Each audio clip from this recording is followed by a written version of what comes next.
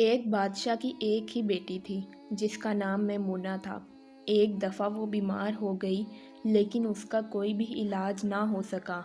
بادشاہ نے سارے ملک میں اعلان کروایا کہ جو بھی میری بیٹی کا علاج کرے گا اس کی شادی میں اپنی بیٹی سے کروں گا اور اپنی جائیداد کا آدھا حصہ اسے دے دوں گا۔ اس گاؤں میں ایک لکڑہارا رہتا تھا۔ وہ قسمت آزمانے محل چلا گیا۔ اس کو کچھ جڑی بوٹیوں کا بھی علم تھا۔ اس نے بادشاہ سے کہا کہ وہ شہزادی کا علاج تو کر دے گا لیکن اس کے لیے اس کو بادشاہ کی جائیداد نہیں چاہیے۔ وہ صرف شہزادی سے شادی کرنا چاہتا ہے۔ وہ شہزادی کو اپنے ساتھ جھونپڑی میں ہی رکھے گا۔ بادشاہ مجبور تھا۔ اس نے شرط مان لی۔ 2 دن کے بعد شہزادی صحت یاب ہو گئی۔ لکڑہارے نے بادشاہ کو اپنا وعدہ یاد دلایا۔ بادشاہ بہت پریشان ہوا۔ اس نے سوچا کہ وہ اپنی بیٹی کی شادی ایک لکڑہارے سے کیسے کر دے۔ بادشاہ نے سوچا کہ اس لکڑہارے کو کسی ایسی جگہ بھجوا دیتا ہوں جہاں سے یہ کبھی بھی واپس نہ آ سکے۔ وہ روز لکڑہارے کو کسی بہانے سے دور دراز بھیجتا لیکن لکڑہارا اتنا پھرتیلا تھا کہ وہ شام تک واپس آ جاتا۔ شہزادی نے بادشاہ کو سمجھایا کہ وعدہ خلافی نہیں کرنی چاہیے لیکن بادشاہ کو اپنی اکلوتی بیٹی سے بے حد محبت تھی۔ وہ نہیں چاہتا تھا کہ اس کی بیٹی کوئی تکلیف برداشت کرے۔ بادشاہ بہت پریشان تھا۔ پھر اسے ایک ترکیب سوجھی۔ اس نے لکڑہارے سے کہا کہ جاؤ اور سمندر کی تہہ میں جو ہیرے ہوتے ہیں انہیں لے کر آؤ۔ لکڑہارا گیا تو بادشاہ نے شہزادی کا ایک فرضی جنازہ تیار کروا لیا تاکہ لکڑہارا جب آئے تو اسے یہ کہہ سکیں کہ شہزادی تو مر گئی ہے، تاکہ لکڑہارا مایوس ہو کر یہ ملک ہی چھوڑ دے۔ لکڑہارا پانی میں تیرنا بھی جانتا تھا۔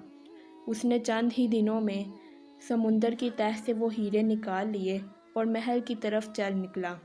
راستے میں شہزادی میمونہ کا جھوٹ موٹ کا جنازہ لے جایا جا رہا تھا۔ لکڑہارے نے کسی سے پوچھا کہ یہ کون فوت ہوا ہے تو اسے پتہ چلا کہ یہ شہزادی میمونہ کا جنازہ تھا۔ لکڑہارے نے وہ پتھر وہیں پھینکے اور اس جانب چل پڑا جہاں جنازہ جا رہا تھا، لیکن اسے پہنچنے میں دیر ہو گئی۔ جب وہ قبرستان پہنچا تو شہزادی کو دفنایا جا چکا تھا۔ بادشاہ نے دراصل شہزادی کو قبرستان کے قریب ہی ایک جھونپڑی میں رکھا تھا۔ شہزادی کی دیکھ بھال کے لیے ایک بوڑھی ملازمہ بھی ساتھ تھیں۔ رات ہوئی تو شہزادی تو سو گئی اور قریبی ایک جنگل سے ایک بھیڑیا نکل آیا اور شہزادی پر اس نے حملہ کر دیا۔ بوڑھی عورت نے اس بھیڑیے پر بہت ڈنڈے برسائے لیکن وہ شہزادی کو گھسیٹتا ہوا جنگل کی طرف لے گیا۔ صبح بادشاہ کو خبر ملی تو اس کے حکم پر سپاہیوں نے سارا جنگل چھان مارا لیکن شہزادی نہ ملی۔ بس کہیں کہیں بھیڑیوں کے پیروں کے نشان ملے۔ سب نے کہا کہ جنگلی جانور شہزادی کو کھا چکے ہوں گے۔ بادشاہ بہت پچھتایا کہ اس نے اپنی بیٹی کو غربت سے بچانے کے لیے موت کے منہ میں ڈال دیا، لیکن دراصل شہزادی اب بھی نہیں مری تھی۔ جب بھیڑیا اسے کھینچ کر لے جا رہا تھا تو راستے میں لکڑہارے نے اسے دیکھ لیا اور اس نے شہزادی کو بھیڑیے سے بچا لیا تھا۔ بھیڑیا جنگل کی طرف بھاگ گیا۔ پہلے تو لکڑہارے کو لگا کہ یہ شہزادی کی لاش ہے، لیکن پھر اس نے جب نبض چیک کی تو اسے معلوم ہوا کہ شہزادی تو ابھی بھی زندہ ہے۔ وہ شہزادی کو اپنی جھونپڑی میں لے آیا اور اس کا علاج کیا۔ شہزادی 1 دن تک تو بے ہوش رہی لیکن اسے جیسے ہی ہوش آیا تو لکڑہارا اسے لے کر محل پہنچا۔